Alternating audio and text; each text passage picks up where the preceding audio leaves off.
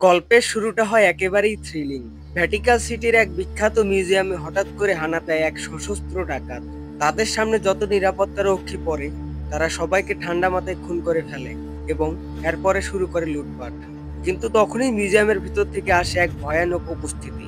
একটা বিশালাকার খরগোশ বা র্যাবিটের মতো দেখতে ডিমন।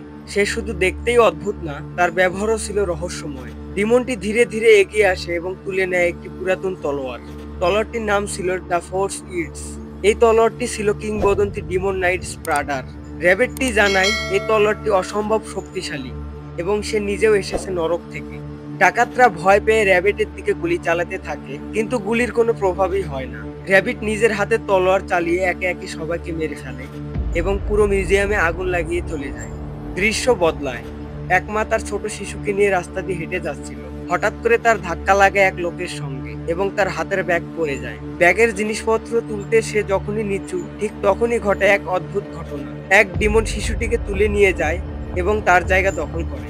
মা বুঝতেই পারে না তার সামনে যে আছে সে তার নিজের সন্তান নয়, এক ছদ্মবেশী ডিমন। তারপর মা দেখে শিশুটি তার হাতের খেলনাটি এক গলির ভেতরে ছুঁড়ে মেরেছে। মা তার বাচ্চাকে নিয়ে সেই খেলনাটি আনতে গলির ভেতরে ঢোকে এবং খেলনাটি নেওয়ার সময় হঠাৎ কিছু ডিমন তাদের উপর আক্রমণ করে। এই সংকটময় মুহূর্তে আবির্ভাব ঘটে আমাদের হিরো ডান্টের। সাদা চুল, লাল কোট, হাতে পিস্তল। সে এসে ঝড়ের গতিতে ডিমনদের গুলি করে উড়িয়ে দেয়। সবশেষ ডিমনটিকে সে মাথায় গুলি করে শেষ করে দেয়। একেবারে সিনেম্যাটিক ফিনিশ। তারপর সে মাটিতে পড়ে থাকা মহিলাকে সাহায্য করতে এগিয়ে যায়। মহিলা কিছু হতবাক হয়ে প্রশ্ন করে, তুমি কে? ডান্টে হেসে বলে, আমি একজন ডিমন হান্টার। তখনই ঘটে সেই ভুল বোঝাবুঝির মুহূর্ত।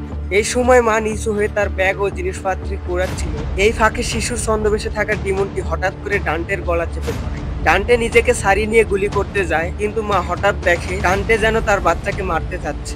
উনি ভয়ে ছুটে গিয়ে ওই ডিমনটাকে নিয়ে দৌড়ে পালিয়ে যায়। ডান্টে আর তাদের খুঁজে পায় না। এরপর দৃশ্য পরিবর্তন হয়। ভ্যাটিকান সিটির ওই হামলার ঘটনা গোটা বিশ্বে আলোড়ন ফেলে দেয়। নিউজ চ্যানেলগুলোতে ফুটেজ চলে এক ডিমন আকাশে উঠছে এক বিশাল তলোয়ার নিয়ে, কিন্তু মানুষ বিশ্বাস করতে চায় না। কেউ বলে রাশিয়ার বানানো উইং স্যুট, আবার কেউ বলে এটা শয়তান। এক উচ্চ পর্যায়ের বৈঠকে দেশের সব বড় কর্মকর্তারা জড়ো হন। কেউ বিশ্বাস করেন ডেমন আছে, আবার কেউ বলে এগুলো গল্প মাত্র। ডার্ক কম নামে এক গোপন সংস্থা জানায় পৃথিবী এবং নরকের মাঝে একটা পোর্টাল খুলেছে। সেখান থেকে ছোট ছোট ডিমনরা আসতে পারে, বড় বড় ডিমনরা আটকা পড়ে যায়।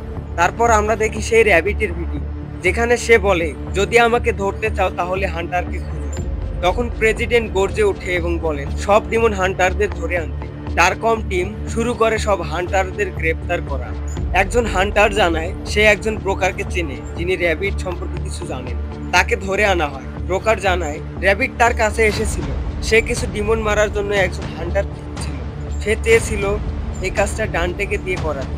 এখানে আমরা জানতে পারি ডান্টের মা ও ভাই ডিমনদের হাতে মারা গিয়েছে। দৃশ্য পরিবর্তন হয়। পরবর্তী দৃশ্যে ডান্টে একটি রেস্টুরেন্টে স্ট্রবেরি সুন্ডে খাচ্ছে। ওয়েটার তাকে একটা রুমাল দেয়। ওই রুমালটায় ওয়েটারের নাম্বার ছিল। ডান্টে তা এড়িয়ে যায়। তখনই রেস্টুরেন্টের উপরে এক ট্রাক উল্টে পড়ে। ডান্টে ঝাঁপিয়ে পড়ে সবাইকে বাঁচিয়ে ফেলে এবং সবাইকে চলে যেতে বলে। তারপর ডান্টেকে কেউ ডাক দেয়। সে তাকিয়ে দেখে তার মৃত ভাই দাঁড়িয়ে আছে। তার ভাই আচমকা তার উপর হামলা চালায়। ডান্টে গুলি করে এবং ডিমনটাকে পালাতে বাধ্য করে। তখনই ডান্টে বুঝে যায় এটাই সেই ডিমন যেটা সেদিন শিশুর ছদ্মবেশে ছিল। ডান্টে ডিমনের পিছু পিছু রেস্টুরেন্টের নিচে চলে যায়। ভয়ানক ফাইটে লিপ্ত হয় ডান্টে ও সেই ডিমন। ফাইটের মধ্যে ডিমনটি ডান্টের গলায় থাকা অ্যামুলেটটি ছিনিয়ে নেওয়ার চেষ্টা করে। ডান্টে রেগে গিয়ে তাকে মাটিতে ছুঁড়ে ফেলে এবং প্রশ্ন করে, তুমি কেন আমার অ্যামুলেটের পেছনে? কিন্তু ডিমনটি পালিয়ে যায়। তারপর আবার সিন পরিবর্তন হয়। এখানে আমরা তাদের মুখ থেকে জানতে পারি স্প্রাডা ছিল এক প্রাচীন ডিমন। সে এক সময় মানুষের পক্ষে যুদ্ধ করেছিল। তার তলোয়ার ও একটি জাদুর অ্যামুলেট ছিল। যুদ্ধের পর সে সেই অ্যামুলেট দুই ভাগে ভাগ করে ফেলে।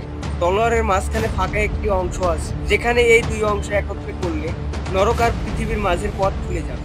ডার্কমের এই লোকটি আরো জানায় এর একটি অংশ র্যাবিটের কাছে আগে থেকেই আছে। এক ব্যক্তি জানায় ভ্যাটিকান সিটির হামলার সময় সে বেঁচে গিয়েছিল এবং সে জানায় র্যাবিট জানে অ্যামুলেটের দ্বিতীয় অংশ কোথায় আছে। সে বলে র্যাবিট চেষ্টা করেছিল নিতে, কিন্তু ব্যর্থ হয়েছে। তবে খুব শীঘ্রই সে আবার আসবে। আর এখানে আমরা বুঝে যাই অ্যামুলেটের দ্বিতীয় অংশ আর কারো কাছে না, আমাদের হিরো ডান্টের কাছেই আছে। রহস্য তো এখনো বাকি। ডান্টে কি পারবে র্যাবিটকে থামাতে? দুই দুনিয়ার গেট কি খুলবে? জানতে হলে অপেক্ষা করুন পরবর্তী এপিসোডে। ভিডিওটা ভালো লাগলে একটা লাইক দিও আর কমেন্টে জানাও তোমার প্রিয় সিনটা কোনটা। আর হ্যাঁ, এমন দারুণ দারুণ এক্সপ্লেন পেতে এখনই সাবস্ক্রাইব করো এনিমি বাজার পিটিকে। তো দেখা হচ্ছে পরবর্তী ভিডিও।